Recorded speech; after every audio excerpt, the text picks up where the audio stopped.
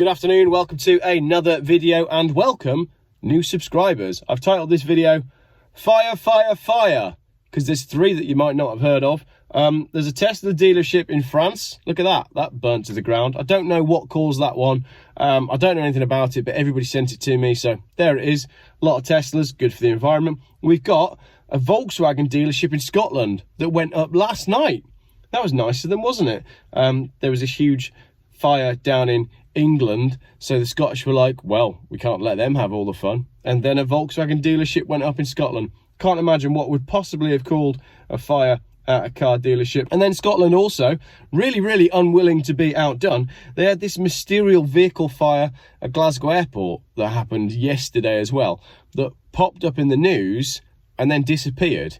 It was strange. So I posted on my Facebook because someone sent it to me straight away saying, what's going on with this fire at Glasgow Airport? No media on it at all. Rumours are that it's an EV that's in thermal runaway. Hopefully it's been put out by now, and they aren't doing a Luton. See what we've got there? We've got a new catchphrase that's come out of this, doing a Luton, which is code for burning everything to the ground. Right, those there were probably all caused by diesel cars. So let's get into the meat of the video. What about the Luton Airport fire?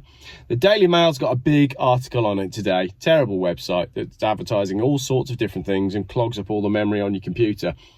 It focuses on the diesel aspect and connects it to other Land Rover and Range Rover fires. Obviously, this being the Daily Mail, the comments are absolute gold. So, I mean, that's what we've come to expect from the Daily Mail. So, 2 comments on this article on the Daily Mail. Oversized pieces of rubbish only owned by those who have an inferiority complex. I like it. Well done, Mr. Daily Mail reader. It's called Keith. He's not called Keith. Next one from Karen. Also not called Karen.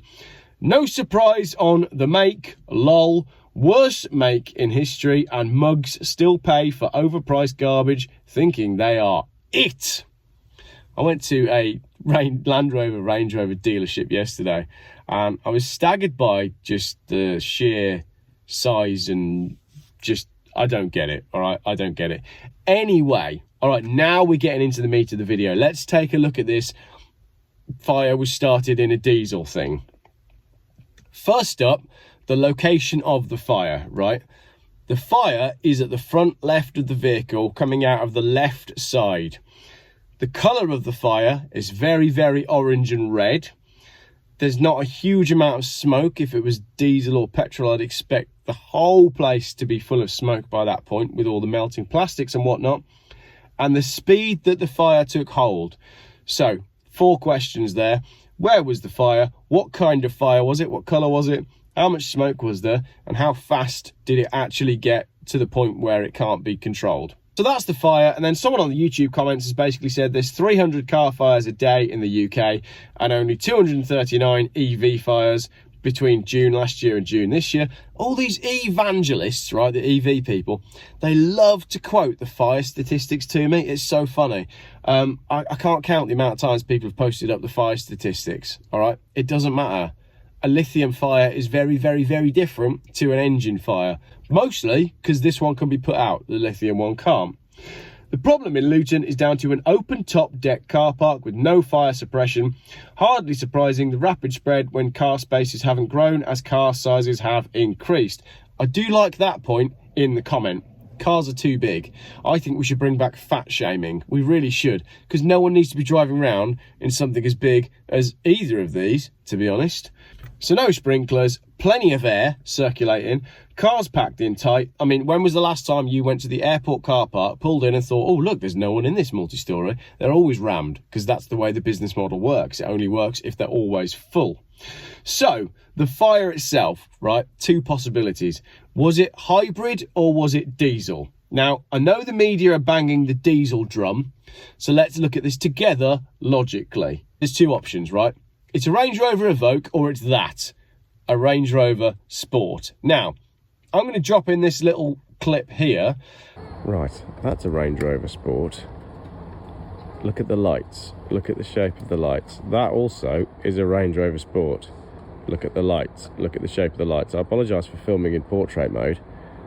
I simply cannot be convinced that this car that started the fire was an Evoque. I think it was a Range Rover Sport, and I think it was a diesel, and I think it was a hybrid.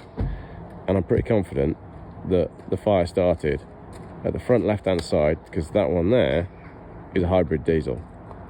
I think that's our car. Well, not this one, because this one isn't burning. I have parked quite far away from it though. Anyway, if it's an Evoque, the Evoque is pretty well known for self-combusting, usually while driving, but sometimes while parked. I found this article from March 2016 when one caught fire whilst parked at Edinburgh Airport. This is from Scotsman.com. Hazel Stewart said the blaze, which destroyed the 27 grand vehicle, was the latest in a series to affect Jaguar Land Rover's best-selling model, and 2 cars were damaged in the incident. Mrs. Stewart said that Jaguar Land Rover told her there was no problem with the car. Basically, staff saw the fire starting under the bonnet, and a similar pattern that was seen with other JLR vehicles. And Jaguar Land Rover at the time said, "We do not consider this to be the result of either a design or manufacturing concern." Right, this gets even better, because there was a recall on the Evoque, and everybody wants to know, was this before or after the recall? Not only was this fire after the recall, but the car that caught fire had already been recalled and had the work done to avoid a fire. And it still caught fire, because on a forum post, I found a post from the husband who said, "My wife loved her Evoque, unfortunately went up in flames last month. This is to warn all Evoque owners that the fire problem does not seem to have been sorted by Jaguar Land Rover. The recall was performed on this car 6 months ago while still under warranty. The Evoque fire started while parked at the airport and destroyed 4 cars. So there you go. It had been recalled. It still caught fire. Jaguar Land Rover at the time said it was an isolated incident. That's isolated apart from this one. My dad's less than 6-month-old Evoque caught fire earlier today whilst being driven. BabyRR.com. Baby RR, Baby Range Rover, Small Range Rover Evoque. So isolated apart from that one. And this one. My Evoque caught fire while being driven by my wife to Stratstone Land Rover in Newcastle after I reported smoke coming from the engine bay. So isolated apart from those 2, 3. And this one, mine caught fire last night. It was a PureTech SD4 manual. It was 3 weeks old with 756 miles on the clock. Just been picked up and I'm waiting for my replacement car. When I got home, smoke was coming from somewhere behind the engine block on the right hand side. We saw a small flame burning. Luckily for me, the neighbour had a fire extinguisher. Oh, look at that. It's a non-EV fire that someone was able to put out with a fire extinguisher. So, an isolated incident apart from those 5. And this one where it just says 3 days old, start fire when driving. Don't think they were English. So apart from those 6. And this one, our 10-week-old diesel Evoque burst into flames on our driveway on Saturday. So an isolated incident apart from those 7 or 8. And this one in Warrington, and this one in Dubai, and this one in India, and this one in Bedford. And then there's this one in Sugarland, which is actually a real place, but this one doesn't count because this is a hybrid Range Rover that set fire to itself whilst it was charging and then burnt the house down as well. But that's okay, because we're not talking about those, we're only talking about diesel fires. So EVs setting fire to themselves and their owners' houses, another video for another day. So what we've learned is that the Evoque likes to catch fire, and allegedly because of the recall, it was something to do with diesel spilling off of a pipe and landing on a hot exhaust. Which, if you know anything about diesel, doesn't actually make all that much sense. So, if the Luton car had, raced to the airport at high speed to catch a plane, and if it is indeed an Evoque, and then the fault happened, and then the diesel came out and landed on the manifold, it still doesn't quite make sense that the fire was so ferocious so quick. Because the fuel tank on a diesel or a petrol car is usually about 10 feet, give or take, away from the engine. And most diesel and petrol fires start in the engine bay or in the dashboard with the electronics. So then it could be that it's a DPF fire, right? There was a fire in Carmarthenshire, which was a Range Rover Velar diesel. That went up in smoke in February, burnt to the ground due to a DPF fault, okay? It lost power. I can't prove that it's a DPF fault, by the way, but I'm pretty confident that it is, and I'm going to tell you why. It lost power, started smoking, and then burnt to the ground. Now, I think it lost power because the DPF was blocked and it went into limp mode and then set fire to itself. So what is the DPF all about? Well, the diesel particulate filter captures and stores exhaust soot in order to reduce emissions from diesel cars. But if it's not maintained or if it's tampered with, there could be serious consequences for your car, say the RAC. Basically, the car could burn to the ground.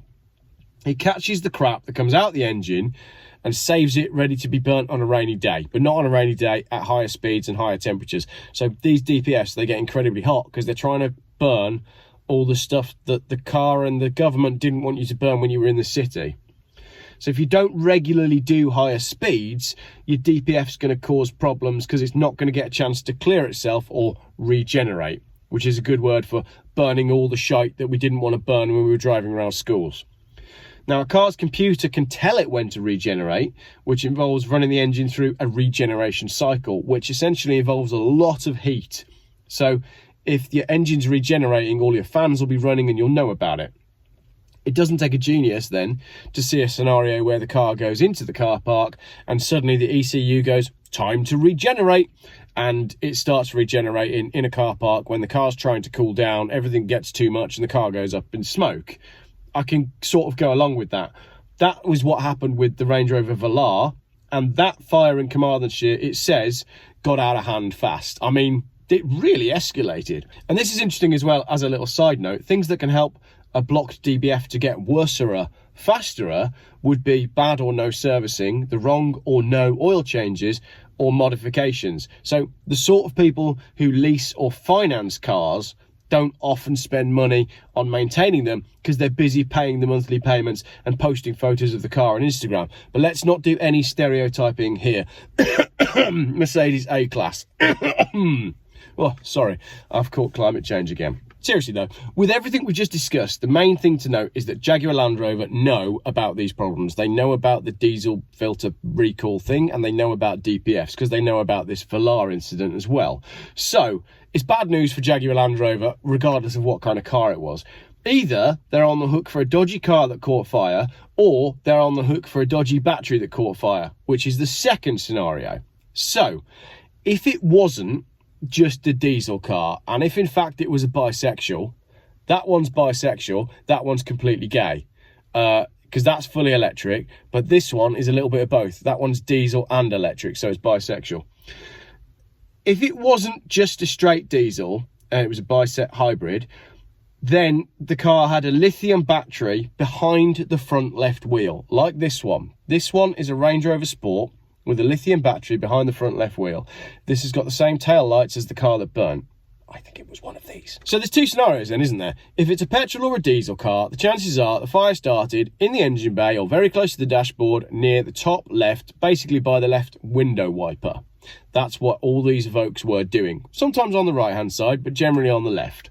Now, if it's a hybrid, or if it's one of those with a hybrid and a diesel, then the fire's going to start pretty much behind the front left passenger wheel arch down by the floor.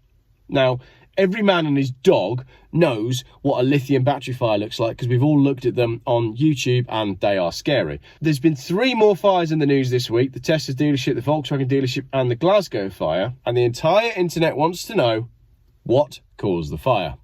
The fire chief came out and said it was a diesel. Then the media jumped on that and said it was a diesel. But that is despite the fact that the early accounts blamed a hybrid. The early news reports blamed electric. Most of the insiders that I've spoken to are all blaming a hybrid. So what's the real story? And how are we going to know? How are we going to actually get definitive proof? How could anyone get definitive proof? The owners of the vehicle are staying anonymous, and what we really need to know is if the video of the Land Rover on fire is actually the origin of the fire, then that's the answer, because we all want to know if it's a pure diesel or if it's a hybrid. And we'll only know that if the owners go public, or if someone leaks the security footage of the car driving into the car park. Then we can get the number plate, then we can run the reg, then we can work out exactly what it was, whether it was one of those, a diesel, a hybrid, bisexual, or one of those, just a diesel. I think that's a diesel, might be petrol. But you see my point. I'm still not completely convinced, but I'm pretty sure we could crowdfund that. So if you work in the security for Luton Airport, right, we could crowdfund getting the footage. Can you crowdfund a bribe? Maybe some ethical issues about that, but it's in the public interest. Right, I'm not convinced. I'm not convinced that it started in a pure diesel. It looks to me like a hybrid battery that's throwing up all out the side of the car, going wild, like being violently sick, like a lithium battery does. But what we do know is that it's a Land Rover product. So let's just revisit those two highly intelligent comments from earlier on. Oversized pieces of rubbish only owned by those who have an inferiority complex. Thank you for that. Obviously a professor with a degree. And no surprise to me, lol. Worst make in history, and mugs still pay for overpriced garbage thinking they are it. Another professor there leaving a comment. So, overpriced rubbish for people with an inferiority complex. But why do I more than ever want an L322 Range Rover? Riddle me that. It would be a pure diesel though. I know it would be a terrible idea to go and buy an L322 Range Rover, but I just want one. And Jeremy Clarkson's got one, and Harry Metcalf's got one. I wouldn't go for anything newer than that, but for smoking around in winter, I reckon that could be your car.